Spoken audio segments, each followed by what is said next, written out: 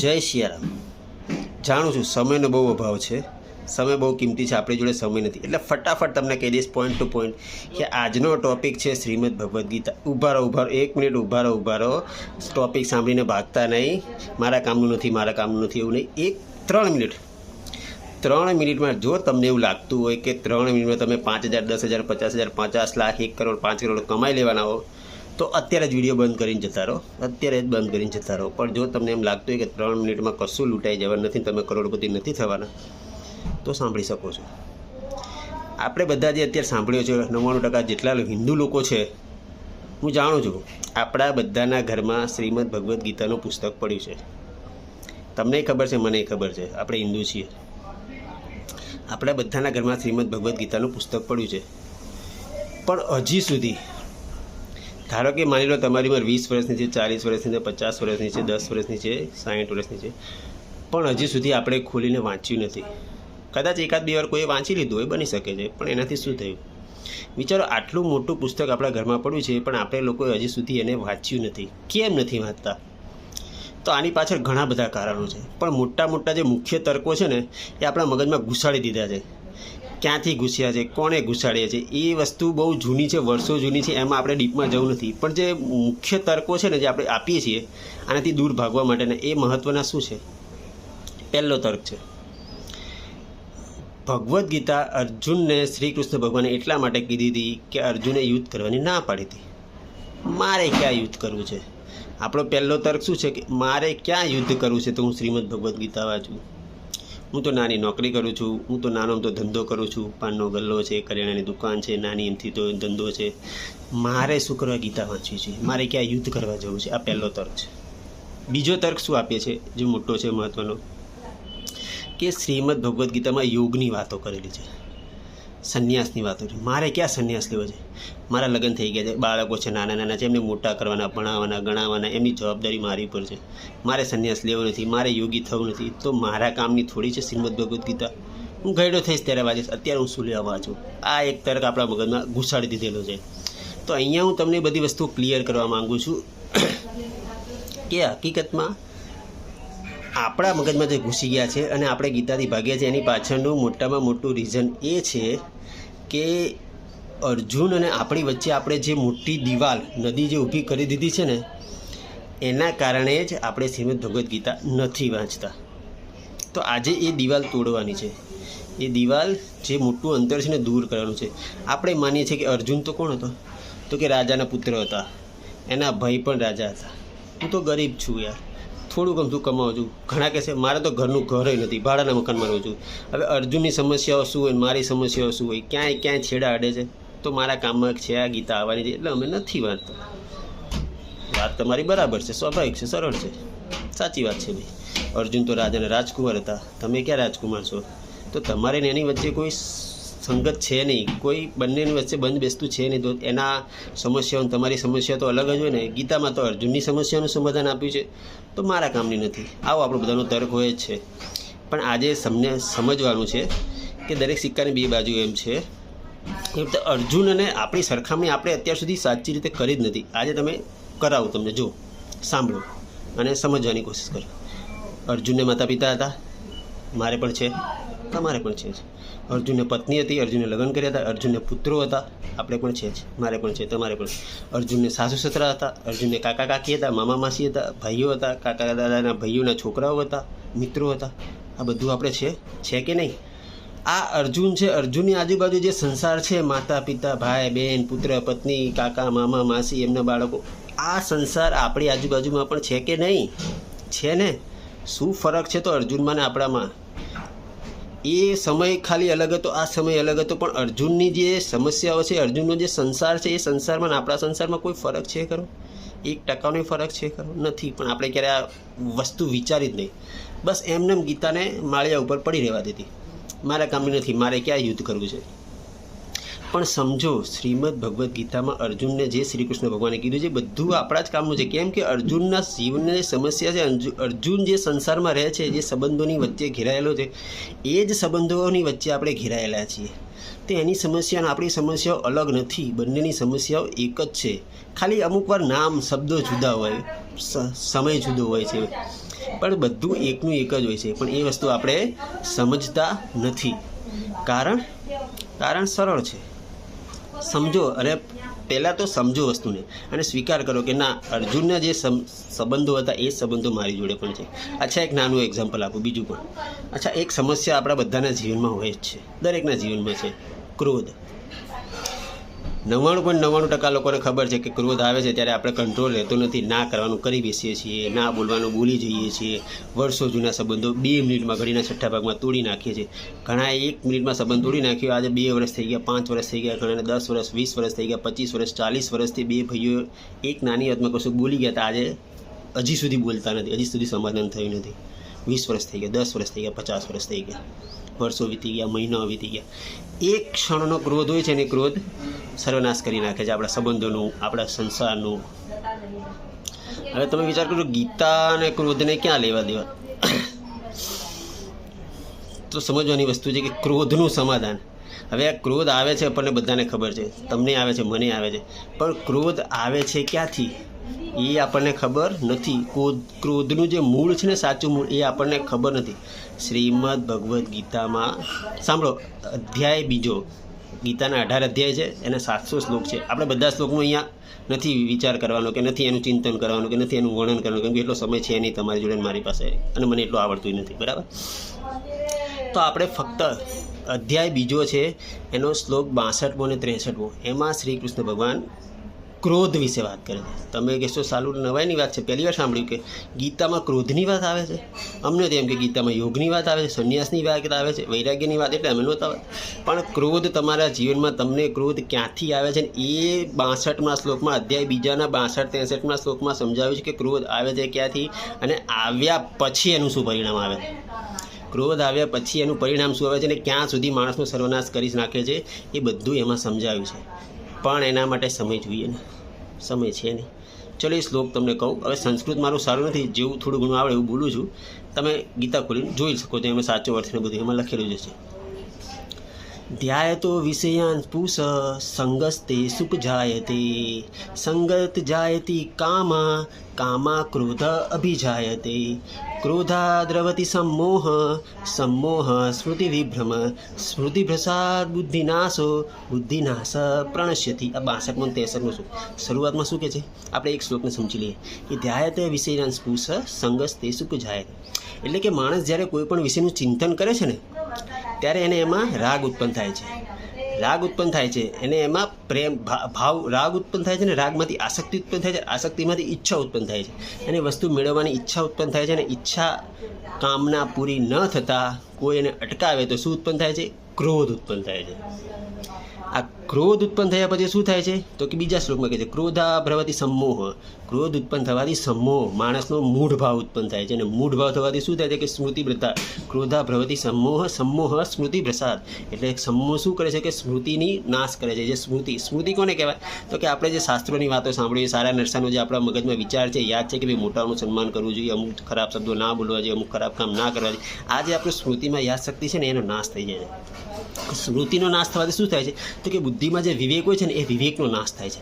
અને વિવેકનો નાશ થવાથી આપણે સાચા નિર્ણય નથી લેતા, જે ખોટા નિર્ણયો લઈએ છીએ, અને પછી માણસનું પતન થાય છે. હવે આનું સૌથી સારામાં સારું, શ્રેષ્ઠમાં શ્રેષ્ઠ દ્રષ્ટાંત તમને આપું તો તમને સમજાય છે. દ્રષ્ટાંતની સારી રીતે સમજાય છે. રાવણ. હવે તમે વિચાર કરશો, રાવણ ક્યાંથી આવ્યો? રાવણ તો પહેલાં જન્મ્યો હતો, અને શ્રી કૃષ્ણ ભગવાન તો પછી, પહેલાં રામ અવતાર, પછી કૃષ્ણ અવતાર. રાવણે આ શ્લોક નહોતા સાંભળ્યા, કારણ કે શ્રી કૃષ્ણ ભગવાનનો અવતાર પછી થયો હતો, ગીતાનો જન્મ પછી થયો હતો. જો આ બંને શ્લોક રાવણે પહેલાં સાંભળી લીધા હોત ને, તો રાવણનું યુદ્ધ જ ના થાત, રાવણ હજી જીવતો હોત. શ્લોકમાં શું કીધું છે? કે ધ્યાય તો વિષયાંશ પુષ, એટલે કે માણસ વિષયનું ચિંતન કરે છે. સાંભળો, રાવણનો સર્વનાશ ક્યાંથી થયો? કે શૂરપંખાએ આવી અને રાવણની સામે સીતાનું વર્ણન કર્યું કે ભાઈ, મેં જંગલમાં એક સ્ત્રી જોઈ, બહુ સુંદર હતી, બહુ સુંદર હતી, એટલી બધી સુંદર હતી કે અપ્સરાઓ તેની આગળ કશું ના કહેવાય, એવા વખાણ કર્યા એને. એ સમયમાં વોટ્સઅપ હતો નહીં કે ફોટામાં બતાવી દે. એટલે રાવણના વિષય આવ્યો. વિષય ક્યાંથી આવ્યો? કાનમાંથી આવ્યો, સાંભળવાથી આવ્યો. વિષય 2 જગ્યાએ આવ્યો, એક શારીરિક વિષય હોય છે અને એક માનસિક વિષય હોય છે. એવું નથી કે જે અડી શકાય એવા જ વિષય હોય છે, માનસિક વિષય. રાવણના મગજમાં વિષય ક્યાંથી આવ્યો? સીતાનું વર્ણન ક્યાંથી આવ્યું? સાંભળ્યું, કાનેથી એને વિષય આવ્યો, અને એને સાંભળ્યું, અને એમાં એને આસક્તિ ઉત્પન્ન થઈ કે આટલી સુંદર સ્ત્રી છે, મેળવજી. આસક્તિ ઉત્પન્ન થઈ, રાગ ઉત્પન્ન થયો, રાગમાંથી આસક્તિ, આસક્તિમાંથી કામ ઉત્પન્ન થયો. પણ જ્યારે એ ઈચ્છા કામ પૂરી ના થઈ, શૂર્પણખાએ કીધું કે ભાઈ મને એમ કે તમે આ સુંદર સ્ત્રી છે, તમારી દાસી થવી જોઈએ. એટલે હું એને લેવાની કોશિશ કરવા ગઈ અને ઉપાડવાની કોશિશ કરવા ગઈ, પણ એના ભાઈએ મને રોકી, એના પતિએ મને રોકી અને એના ભાઈએ મારું, એટલે એના પતિના ભાઈએ મારું આ હાલત કરી. રાવણે એ દિશામાં જોયું નહીં. રાવણે શું જોયું કે પોતાનો કામ પૂરી ના થાય, એટલે તરત એને ક્રોધ આવી ગયો. ક્રોધ આવવાથી સૌથી પહેલાં શું થાય છે? સમોહ, મોહ થાય છે. મૂળ, માણસ મૂઢ થઈ જાય છે. મૂઢ થવાથી એની સ્મૃતિ ભ્રષ્ટ થઈ ગઈ, સ્મૃતિનો નાશ થઈ ગયો. રાવણના મગજમાં જે સ્મૃતિ હતી, યાદશક્તિ હતી કે ભાઈ હું મોટો વિદ્વાન છું, બધા વેદો ઉપનિષદોનો જ્ઞાતા છું, આટલો મોટો મહાન ત્રિકાળ રાજા, ત્રિલોકી રાજા છું, આ બધી સ્મૃતિનો નાશ થઈ ગયો. સ્મૃતિનો નાશ થવાથી શું થઈ ગયું? તો કે બુદ્ધિનો નાશ થઈ ગયો. બુદ્ધિ નાશ થવાથી માણસ શું થાય? ખોટા નિર્ણયો લે. હવે વિચાર કરો, રાવણ આટલો મોટો રાજા હતો તો એના દરબારમાં એના મંત્રીઓ શું હતા? રાવણ આટલો વિદ્વાન હતો તો એના મંત્રીઓ શું અભણ હતા? એ લોકોમાં બુદ્ધિ નહોતી, એ લોકો વિવેકમાં તો, એ લોકોમાં જ્ઞાન નહોતું, શાસ્ત્ર બધું હતું. પણ રાવણની બુદ્ધિ, સ્મૃતિનો નાશ થયો, બુદ્ધિનો નાશ થયો, એટલે એણે કોઈ પણ મંત્રીની સલાહ ના લીધી. શૂર્પણખાએ સલાહ આપી, એણે ફટાક દઈને માની લીધી.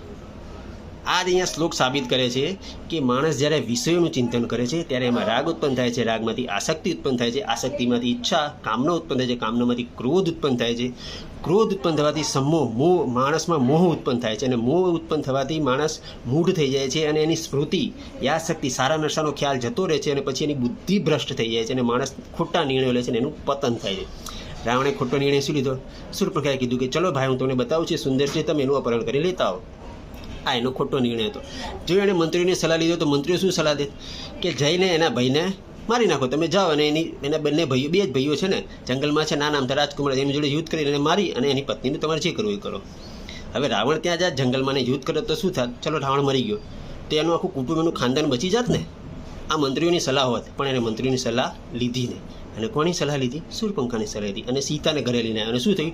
પોતાનો તો નાશ થયો, પણ આખા કુળનો, આખા ખાનદાનનો સર્વનાશ થઈ ગયો. આ બંને શ્લોક 100% રાવણ પર બંધ બેસતા છે.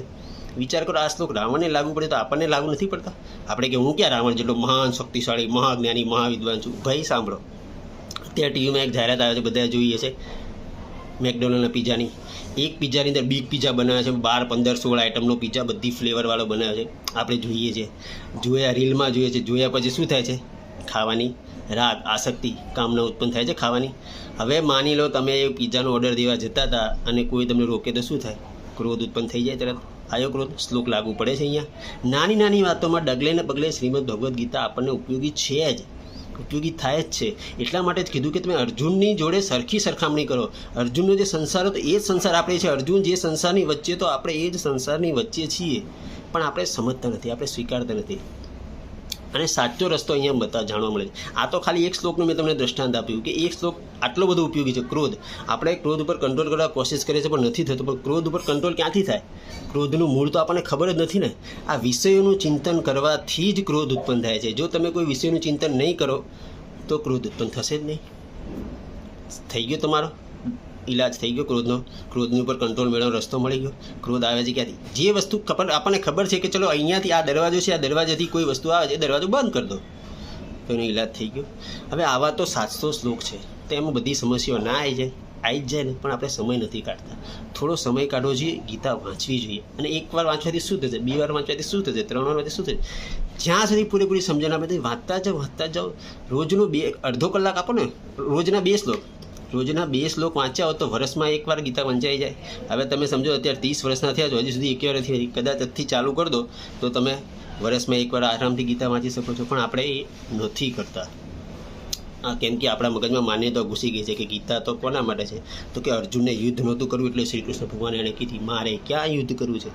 ફલાણાને સંન્યાસ લેવો છે, એમાં તો સંન્યાસની વાતો છે, વૈરાગ્યની વાતો છે. મારે ક્યાં સંન્યાસ લેવો છે? મારે ક્યાં યોગી થવું છે? એમાં તો યોગની વાત છે. મારે ક્યાં યોગી થવું છે? આવા બધા વિચારો, માન્યતાઓ આપણા મગજમાં ઘૂસી ગઈ છે.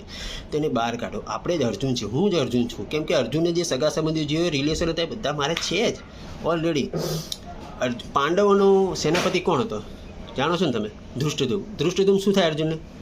દ્રૌપદીનો ભાઈ હતો, એટલે અર્જુનનો સાળો થતો હતો. વિચારો લો, તમારે સાળો નથી?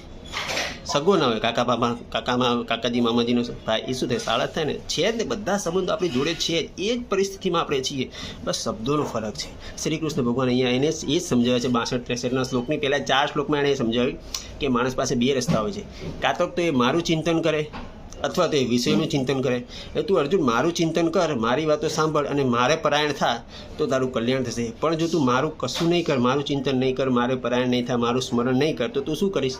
તું વિષયનું ચિંતન કરીશ. કોઈ પણ વિષય ક્યાંથી આવે છે? માનસિક હોય, શારીરિક હોય છે. એવું નથી જે વસ્તુને અડી શકાય એ જ વિષય આવે. કાનથી આવ્યો તો વિચારો, રાવણનો સર્વનાશ કાનથી થયો અને સીતાનું વર્ણન કાનથી સાંભળ્યું. હવે ઘણા લોકો કહે છે કે ભાઈ સીતાને તો રાવણને પહેલાં જોઈ હતી જ્યારે એ ધનુષ ભંગ કરવા ગયો, પણ એ સમયે તમને લોકોને ખબર હતી કે સીતાની ઉંમર માત્ર 7 થી 8 વર્ષની હતી. 7 થી 10 વર્ષની અંદર સીતાની ઉંમર હતી અને અત્યારે સીતા યુવાન હતી. તો કેટલો ફરક. એ પછી રાવણે ક્યારેય સીતાને જોયું નથી, એટલે એ વર્ણન સાંભળીને એને ખ્યાલ જ નહોતો કે આ સીતાની વાત કરે છે. જો ખબર પડી ગયો તે વર્ણન સાંભળીને તો એ રાવણ ત્યાં કોશિશ ના કરે.